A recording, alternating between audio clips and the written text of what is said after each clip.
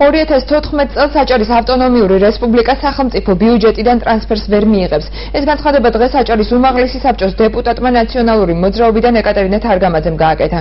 დეპუტატი ასევე აღნიშნავს, რომ ფინანსური დახმარების გარეშე დარჩება ბათუმის თვითმმართველობაც, რის გამოც არაერთი პროექტის შესრულება შეწყდება და რამდენიმე მათგანი დაასახელა, მისი ვარაუდით შეწყდება ქუჩების რეაბილიტაცია, სკოლების მშენებლობა და სხვა. ეკატერინე თარგამაძემ ახალ ბულვარში ხიდის მშენებლობაზეც გაამახვილა ყურადღება და აღნიშნა, რომ ნაციონალური მოძრაობის გათვლებით იგი 1 წელიწადში უნდა აგებულიყო. დღეს კი 50 მილიონი ლარის სამუშაო 3 წელზეა გადანაწილებული.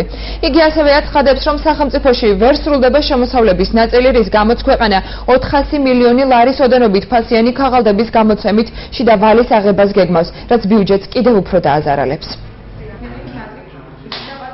საქართველოს 2014 წლის სახელმწიფო ბიუჯეტის პროექტის მიხედვით აჭარის ავტონომიური რესპუბლიკას ტრანსფერი არ გადაეცემა.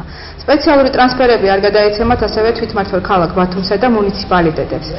არ გაიზრდება რეგიონში განსახორციელებელი პროექტების ფონდი და ისე 250 მილიონი ლარის მოცულობით დაფინანსდება. ეს ნიშნავს იმას, რომ ბათუმში ვერ აშენდება სტადიონი, რომ დამატებით კითხვებს ბადებს ჭოროხის ხიდის მშენებლობა, ანუ მდინარე ჭოროხზე ხიდის მშენებლობა.